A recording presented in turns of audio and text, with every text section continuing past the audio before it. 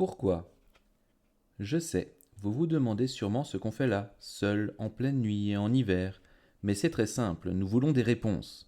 Mon ami, Paul et moi, nous nous posons des questions sur la vie.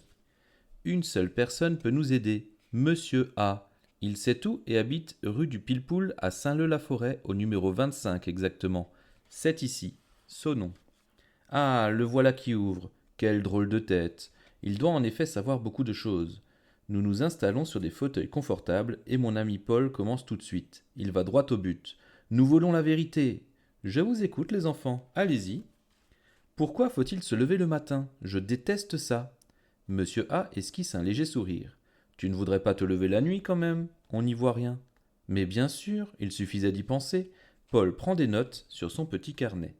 C'est à mon tour. Et pourquoi est-ce qu'il ne faut pas parler la bouche pleine? Mais imagine que tu manges du poulet. Si tu manges la bouche ouverte, il risque de s'envoler. C'est logique, non? Évidemment. Et j'imagine la situation avec un rôti de bœuf ou un crabe à la mayonnaise. Pourquoi doit-on ranger sa chambre? Enchaîne Paul impatient. Monsieur A nous regarde tous les deux et répond à voix basse. Là, il y a un danger très grave. Avez-vous entendu parler du jeune Pierre Moulon, à Sceaux, qui n'a pas rangé ses affaires une seule fois en 185 jours? Eh bien, il s'est perdu dans sa propre chambre. Il ne retrouvait pas la porte et ne pouvait donc plus aller à la cuisine prendre ses repas. On l'a retrouvé très affaibli, roulé en boule derrière son lit. C'est quand même grave, non? Il a encore raison. Trop fort, monsieur A. Paul continue.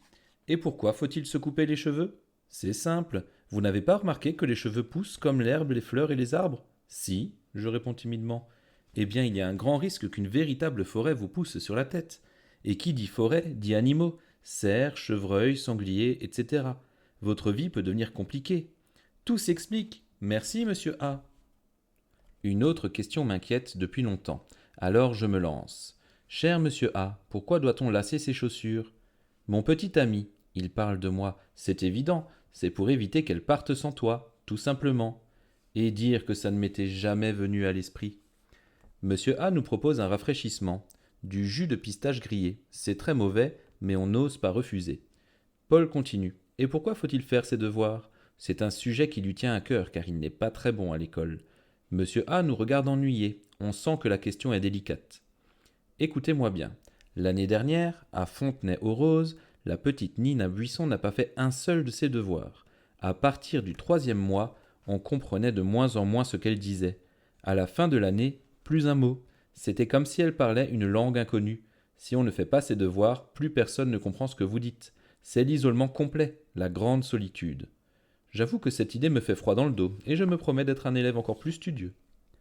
Un autre sujet inquiète Paul. Dites-moi, monsieur A, pourquoi faut-il dire bonjour, s'il vous plaît et merci? Là, bizarrement, monsieur A se lève, fait le tour du salon une fois, deux fois, prend son temps et répond d'un air profond. Et pourquoi pas? Il a vraiment réponse à tout. On sait maintenant pourquoi il faut se lever le matin, mais toujours pas pourquoi on doit se coucher le soir. Je demande donc une explication. Mes amis, répond monsieur A, c'est juste une question de sécurité. Après 8h30, les enfants qui ne sont pas dans leur lit se transforment en statues. C'est aussi simple que ça, et il nous montre quelques photos qui en disent long. Paul pose une autre question sur un ton un peu gêné. Et pourquoi faut-il être gentil avec les gens? Mais les enfants réfléchissez, répond monsieur A. C'est parce qu'on ne sait jamais vraiment à qui on a affaire. Par exemple, hier, au square Bousseau, le jeune Mathieu Pelletier a lancé une boulette sur un garçon qui lui tournait le dos. Eh bien, quand ce garçon s'est retourné, je peux vous dire que Mathieu a regretté son geste. C'était en fait un habitant de la planète Baboulos de passage chez nous. Traitez donc les autres comme vous aimeriez qu'on vous traite. C'est simple, non? Rien à redire, monsieur A raison, comme toujours. Il se fait tard, je sens que nous sommes tous les trois fatigués.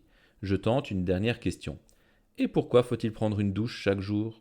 Alors monsieur A, qui était en train de se verser un autre verre de jus de pistache grillé, s'arrête, se retourne et me regarde stupéfait. Ah bon? Il faut prendre une douche chaque jour?